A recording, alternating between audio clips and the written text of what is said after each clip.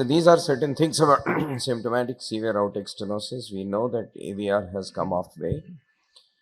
Of age, we have these alternatives. We used to have balloon aortic valvuloplasty as a bailout procedure, especially in pregnancy with severe aortic stenosis. Used to use it as a bridge to AVR to let the LV recover and then send for AVR. Medical management almost always didn't work too well, and now we have TAVR with us. This has revolutionized the treatment of symptomatic severe aortic stenosis, has been there for almost 2 decades. More than a lakh of population has had this. We have done, the earlier hospital where I was, they have almost crossed a century now. These are the certain things where TAVR is evolving, can be used for native aortic valve stenosis, bioprosthetic valve, in patients with bioprosthetic valve with symptomatic failure in valve in form of stenosis or registration or both, and bicuspid aortic valve. Bicuspid aortic valve actually these days is considered as a disease not of the valve but of aorta. It's a aortopathy. And that's the reason why people are very hesitant to give TAVR. And I'll show you one of the examples why it is something which people fear for. This is transthoracic echo. We know this is a calcific severe aortic stenosis. There is, you keep seeing it in different views. You do a transesophageal echo and see what is the morphology like. Here there is a ruptured, there is a raphe which is kind of fused, and this is the right and the left coronary cusp which is fused. It is partially fused, it is not entirely. So in one view it looks tricommissural, another one it looks like a bicuspid. So not entirely truthfully a bicuspid congenital heart valve. And these are the gradients you come across. You have to take gradients in several views, which include suprasternal, right parasternal, apical 3, apical 5, epigastric, all the views. And of course, when you go into the transesophageal echo, you have to planimeter the area. These are certain dimensions which are a must. You have to have the annulus, you have to have the distance of the sinotubular junction, ascending aorta, and sinuses, because sinuses matter so much. We never thought of it because a very accommodating sinuses can obviate the length of coronary ostia. What happens is that when you open up the valve and put the valve in place, the leaflets, the natural leaflets bulge out and they can obstruct the ostia. Now, this obstruction of ostia can be obviated. So we have a rough idea that if it is lesser than 7 millimeters, you should not touch it with a mile long pole. But if it's a very copious and a very accommodating sinuses, they will go apart into the sinuses and ostia can be spared. People who are aggressive now, what they would do it, even if the distance is not too much, they would put in a wire, keep the wire ready just in case it doesn't fall back into the sinuses. They'll stent the left main or the right coronary artery if they need be. But these are certain diameters which you have to have in place, and this is how you take it from the annulus. You have about 4 millimeters centimeters to measure that ascending aorta.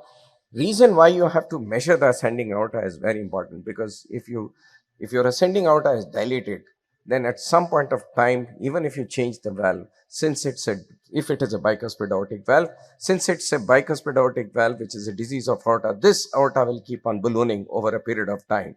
And these are the things which will end up with another surgery, which you could have obviated if in case you prefer to take up this patient for a Bentals rather than a TAVR.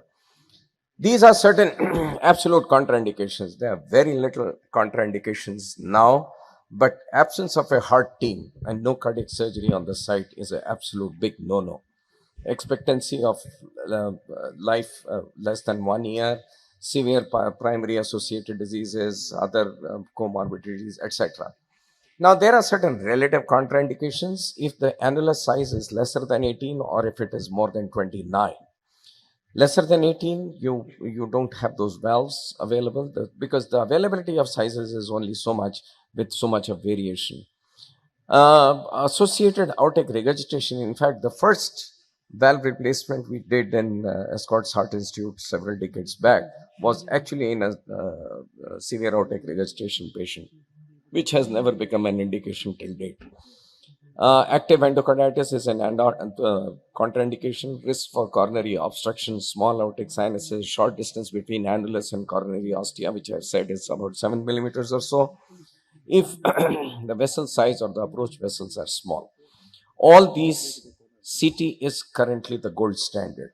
Unfortunately, why has it happened is because millimeters matter. And since the spatial resolution is so limited in echocardiography, CT has almost taken over the tide, and they are now the gold standards. I'll tell you the how echocardiographers are trying to obviate, because this is a continuous debate and fight and reason for each other to keep growing. This is the first case of porcelain aorta which was done, and again, we had transesophageal echo in place at that point of time. These days, we don't use it because over a period of time, we have understood that it is now a standardized procedure. Once you have been trained well, standardized procedure, transesophageal echo is something which we don't use. Transthoracic, yes, we have. Pre and post, we would do it very quickly, but not as a routine. So here is a patient where it was done and hardly any registration or anything. You need to have your checklist in place: echocardiogram, angio, CT scan, carotid ultrasound, sound wherever need be, hematology, biochemistry. Those are the things. But where transesophageal echo comes in very handy is in ruling out the reason for your systolic murmur. Here is a person who has had a bad aortic dissection type A, and these are the ones which are a big no-no for any of these procedures of the sort. One another relative contraindication is presence of protruding atheromas, because you use huge big dilators and you use big sheets, and these are the ones which can cause a problem. People have really devised ways. Most people who are aggressive would put in a carotid protection devices, but the recent articles have shown that it is actually not needed. But people who want to play it really safe would have bilateral sentinel devices in place who would be assumedly prevent strokes.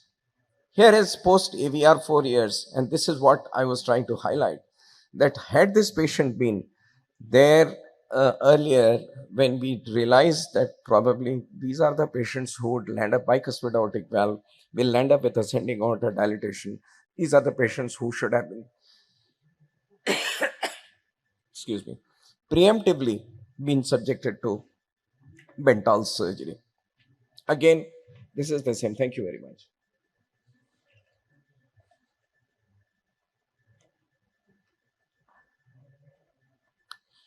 Now, this is the clarity with which the CT scan can look at aorta and its ascending aorta.